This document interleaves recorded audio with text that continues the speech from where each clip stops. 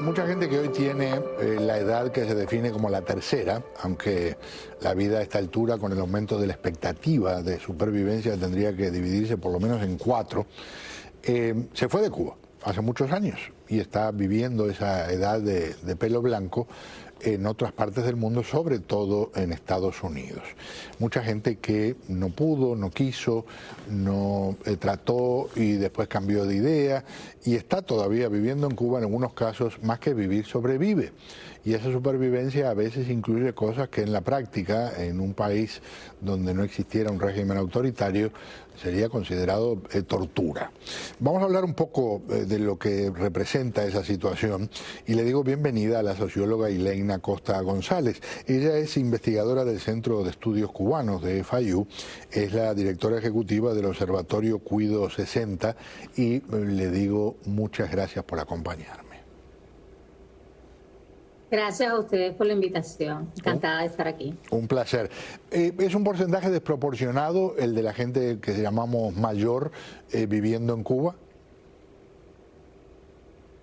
Pues es un porcentaje bastante alto, uno de los más altos de América Latina. Cuba es en la actualidad el país más envejecido de América Latina, con el 21% de su población mayor de 60 años, con lo cual es un porcentaje significativo, pero más significativo aún en las condiciones en las que se está viviendo la vejez en la Cuba actual, donde hay una crisis estructural que afecta a todos los órdenes de la vida y donde fundamentalmente están siendo las personas mayores las más afectadas por los efectos de estas crisis, de las decisiones económicas, pero también de las políticas sociales que no han sabido responder en forma oportuna y adecuada al envejecimiento poblacional del país, que ha sido muy acelerado y que además, por el efecto también de las crisis sucesivas migratorias, pero particularmente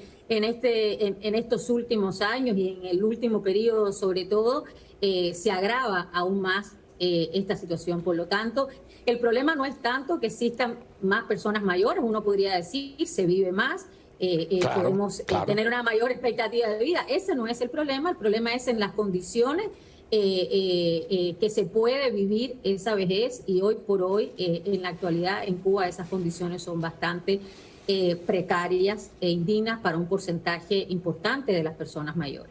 Alguien me decía, el número puede ser el mismo, pero depende cómo se vea desde la esquina con aire acondicionado o desde la azotea al rayo del sol. Y en este caso hay muchísima gente que ha llegado a una edad en la que debería estar recibiendo más que dando, y tiene que enfrentarse a dilemas que de verdad dan mucha tristeza, ¿no? ¿Qué comeré si me voy a la calle? ¿Qué encontraré? No recibo remesas, no tengo familia en Estados Unidos o en España o en el país que usted quiera escoger. Y hay como distintos estratos generados por el acceso a cosas tan elementales como 3 comidas diarias o una atención médica, vamos a decir, como mínimo elemental. Es que hoy también uno de los grandes temas, efectos justamente de estas medidas económicas, sobre todo a partir del llamado reordenamiento económico a inicios del año 2021, ha afectado, como te decía, fundamentalmente a la población mayor de 60 años, que en su gran mayoría vive de una pensión, no tiene otros ingresos que no sean de la pensión, o aquellos que se reciben un porcentaje bastante reducido de las remesas de los familiares en el exterior. Tenemos además, en el caso de Cuba, un aumento significativo de los hogares conformados solamente por personas mayores que viven solas.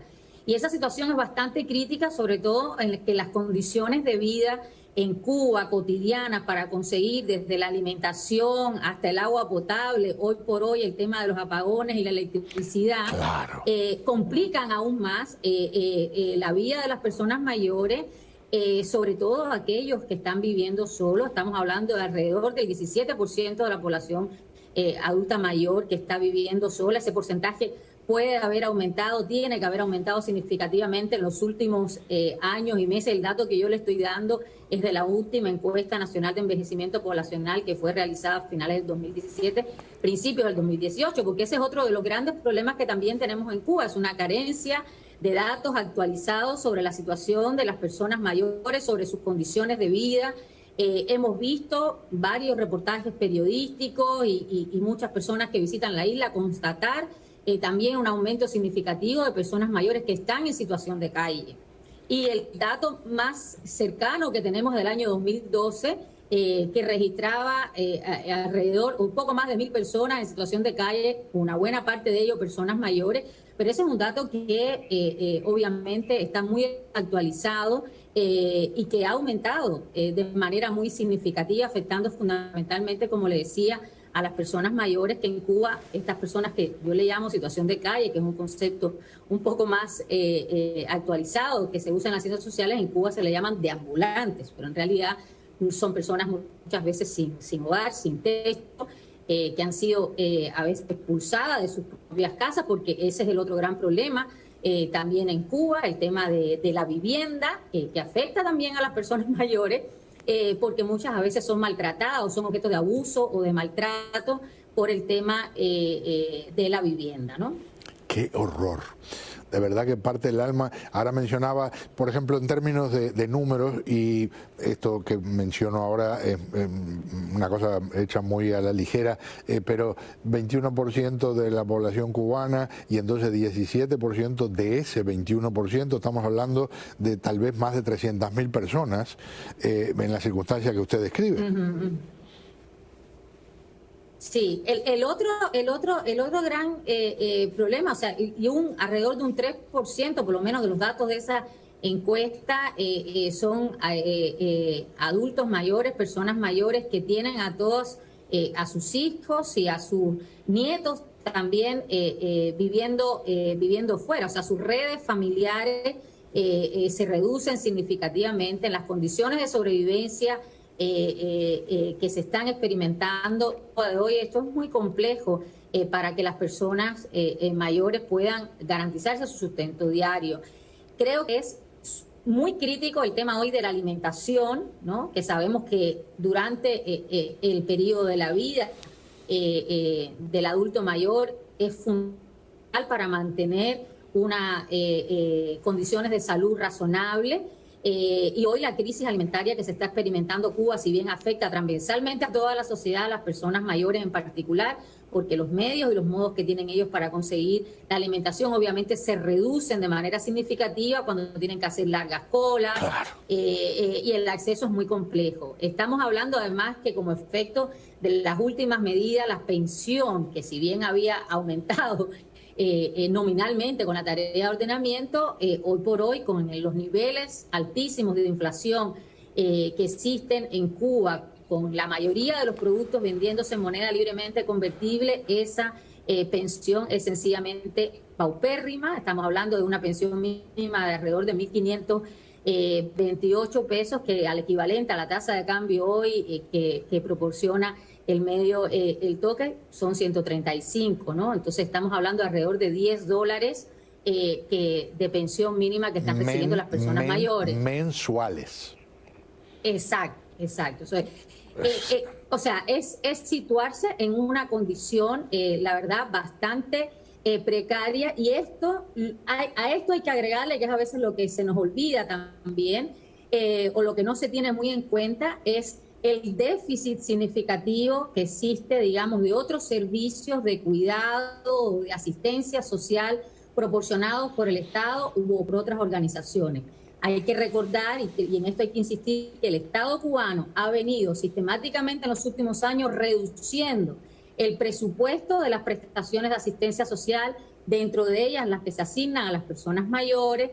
En el tema de alimentación, el servicio de atención a la familia se encareció significativamente a partir de la llamada tarea de ordenamiento en el año, a inicios del año 2021, lo que significó una retirada de muchas de las personas mayores que sencillamente no podían costear este servicio que anteriormente estaba subsidiado por el Estado. Por lo tanto, las condiciones... Claro, por lo tanto, el panorama es aún más devastador. Diríamos, más devastador Sin duda.